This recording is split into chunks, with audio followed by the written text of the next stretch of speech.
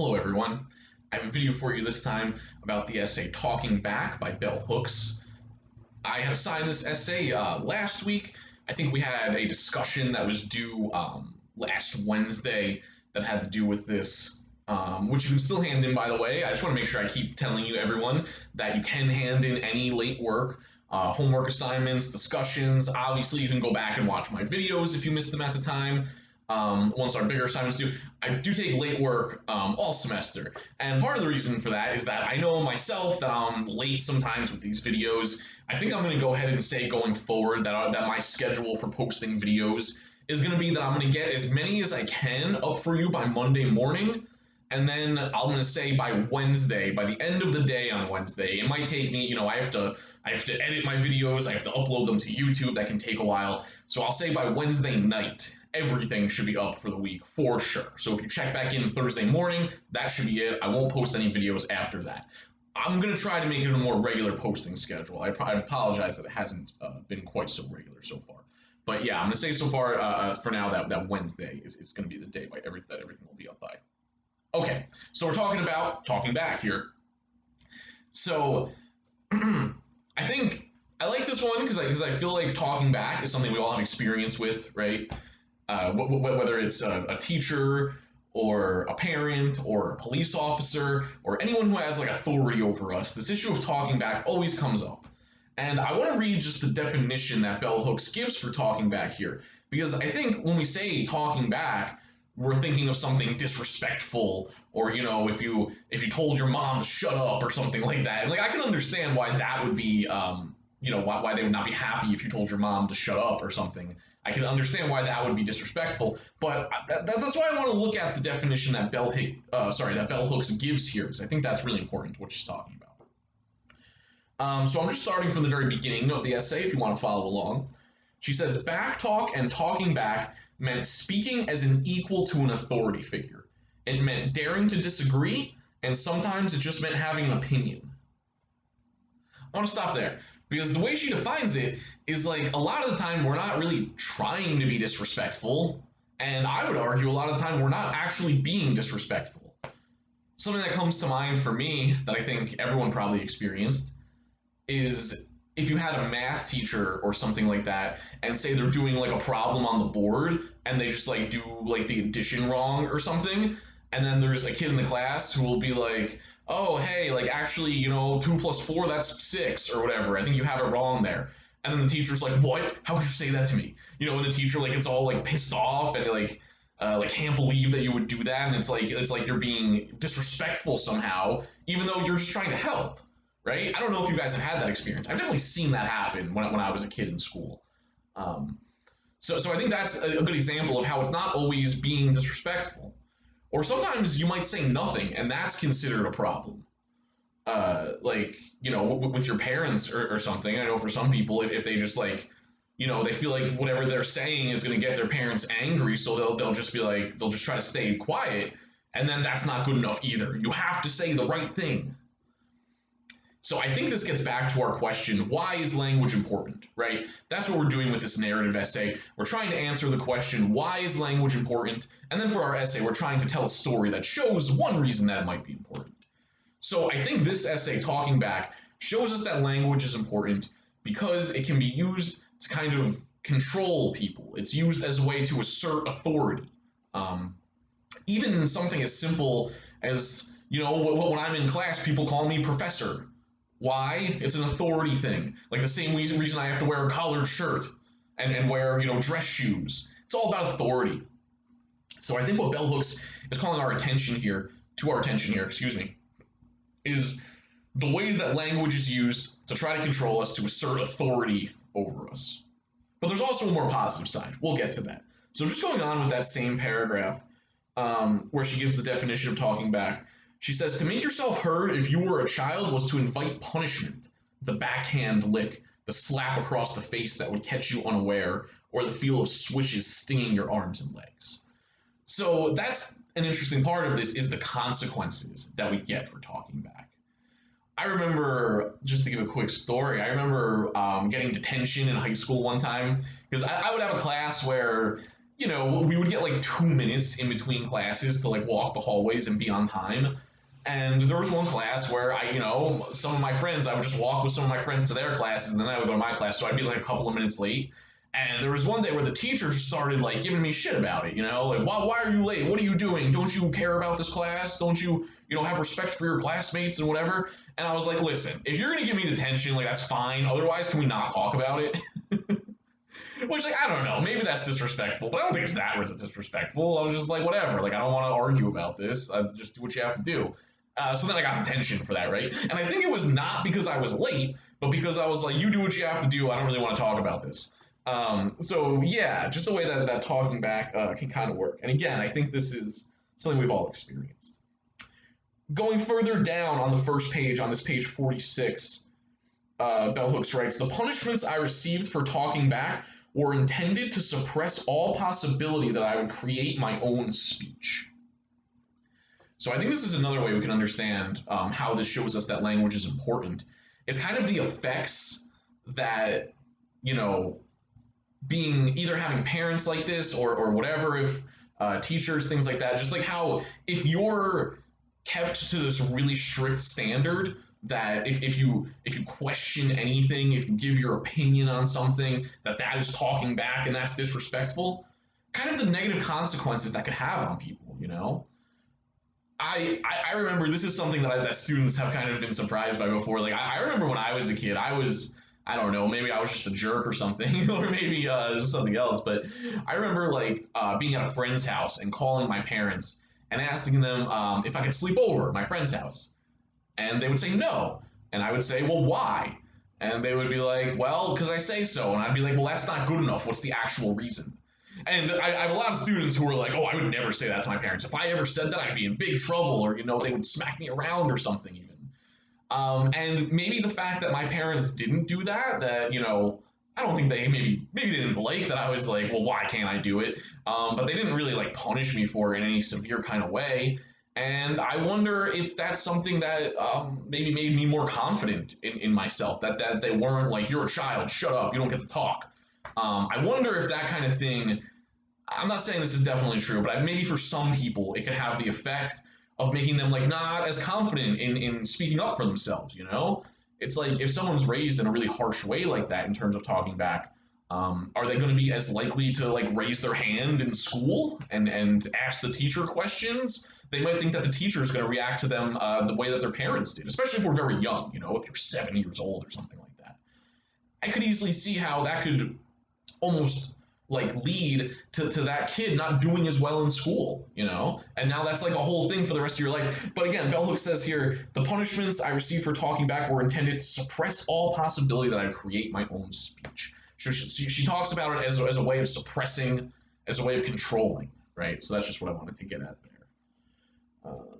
Let me see, a few more quotes I want to get to. Okay, so she says here, this is on the next page, or sorry, on page 48, I think the third page. She says, I was taught that it was important to speak, but to talk a talk that was in itself a silence. To talk a talk that was in itself a silence.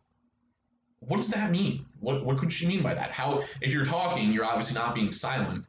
So how is it possible that you could talk a talk that is in itself a silence? I think what she's saying there gets back to the idea that you also can't just be silent in a lot of these situations. If you're in trouble with a cop or something, if you just completely don't say anything, they're like, that's also not going to go well for you. That's like just as bad as if you said something that actually was disrespectful. So it's like you have to say the thing, but you've got to say the right thing. So it's this way where like they want to control what comes out of our mouth as a way of kind of putting the pressure of authority on us. Like, okay, here's a good example. Oh, I just thought of this. I didn't even write this down. If you ever had a teacher in school when when you were younger and you said, "Can I go to the bathroom?" and then they would make you repeat it and say, "May I go to the bathroom?" Like, what is that about other than control and authority? And I think it's the thing with language here. It's just interesting that it's what we're saying that needs to be controlled. The words that we use, because I feel like people in authority know that they can be undermined like the teacher who gets mad if you like corrected them, even if you did it in a polite way. I feel like what they're like picking up on is like, oh, like this is a challenge to my authority or something, like because you corrected the math that I did wrong on the board or whatever it is. So again, I think this shows us a way that language is more important than people might think, right? So there's also kind of a more positive side here. Oh, one other thing I wanted to talk about was the sort of gender element that Bell Hooks gets into in this essay. She's obviously a woman. She was also, I think she's fairly old. I think she's talking about being raised in maybe like the 60s or something. But she talks about how in her community, boys who were very talkative or would give their opinion or were always talking, they were encouraged to become preachers, and then if you become a preacher in the church, you get your own like stage to give your speeches and whatever, talk about God or whatever they do. But she says how girls were not allowed to do that. There was no like, if you were a girl who was talkative and who was opinionated and all this stuff, there was no like correct avenue for you to pursue. You just had to like stop doing that and start saying the things that weren't going to make people get mad at you. Okay, then the other thing I wanted to talk about here is kind of the more positive side. So that's the negative side, right? Is that the whole talking back thing can be used to kind of control you, to suppress your own voice, to like make you feel like your voice is not valuable or not important, And I think that could have negative consequences for people later in life. But that's not what happens to Bell Hooks. She was punished, right? She went through this. She got like beat for talking back and stuff, but she still became a writer. She still published books and everything, So she goes on to say here on page 49, she says, "For us, true speaking is not solely an expression of creative power. It is an act of resistance, a political gesture that challenges politics of domination that would render us nameless and voiceless." So there's a lot of fancy words there, right? She's a very good writer. It's might be kind of hard to understand though. I think what she's trying to say here is that like defying this, like speaking up anyway, even if there are consequences, like she faced, like doing it anyway in the face of that, I think she sees as kind of an empowering thing. I think she sees having to fight against the people who were telling her not to talk back. I think she sees that as something that ultimately made her like stronger and made her more able to find her own voice and kind of inspired her to become a writer later when she was older.